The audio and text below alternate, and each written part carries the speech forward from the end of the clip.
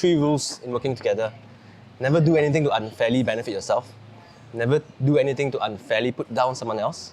And everything you do is for the good of the business. The three co-founders of logistics company Ninja Van believe in literally walking the talk. Even today, 8 years after they founded the company, they go out to do parcel deliveries or help in the sorting process. I'm having breakfast with Lai Chang Wen, Bo Sian Tan and Sean Chong at Tiong Bahru Bakery in Holland Village. Holland Village, in particular the hawker centre, has special meaning for them, for this was where Mr. Lai and Mr. Tan persuaded Mr. Chong to join them in their logistics journey way back then. Over croissant, they say that while they sometimes disagree, everything they do is guided by what's good for the business. They also share with me how their management styles differ. How did Ninja Van start? These companies, me and Bobo were always going to do it, but we needed someone to really help us with the tech and so on. And Sean took a lot of convincing, super long nights in the hawker centre just across the road.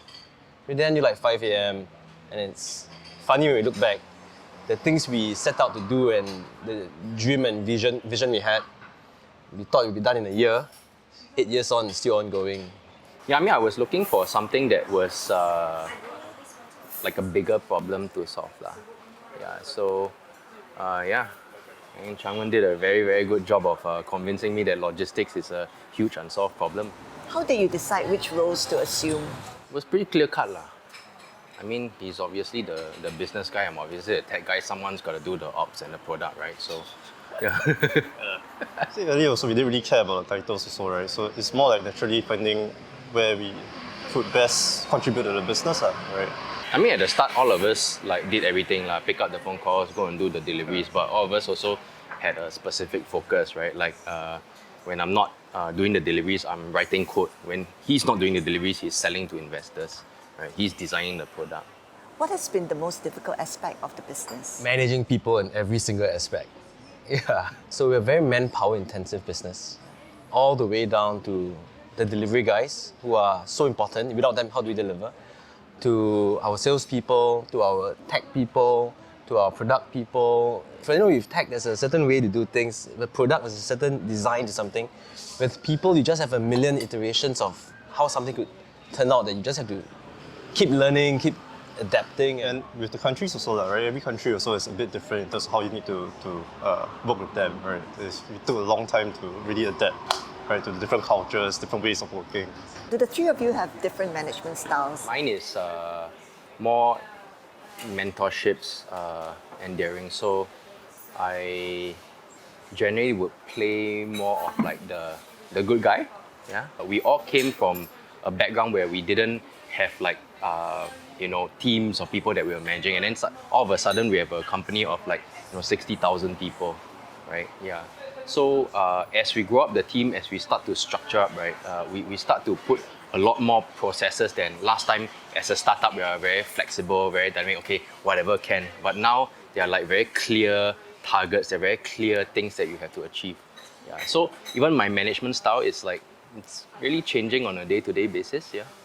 I guess it would be more objective driven, right? A bit harder. But I think it really depends on the situation as well, right? And it's definitely changed over the years. I would say your style is quite stern, if you ask me. Objective driven, yes. Okay, can. I would say there's a very big difference between empathy and sympathy. I try to have a lot of empathy, but I do not have much sympathy in the way I manage people. Okay. So I can understand why you're upset, but I may not care. Do you ever fight, and what was the latest disagreement about? I wouldn't say fight Maybe we have debates, yeah. But Got fight lah. Yeah, heated discussions. I think we just all fit into our roles quite well that there's not that much to fight about. I think maybe somewhere in the middle of the business, people start getting a bit antsy, you question each other's motives and so on. And there's always a rough patch in every relationship where you need to get a lot of trust in place. And we always say that 3 rules in working together. Never do anything to unfairly benefit yourself. Never do anything to unfairly put down someone else. And everything you do is for the good of the business. You follow those 3 rules, you're golden.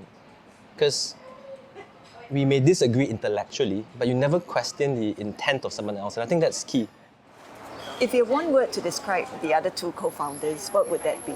这破线啊。哇。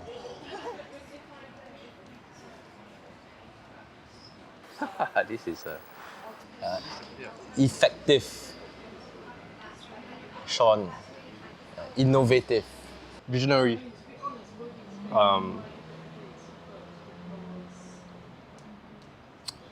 Sorry, tech. Just anything. innovative, okay lah.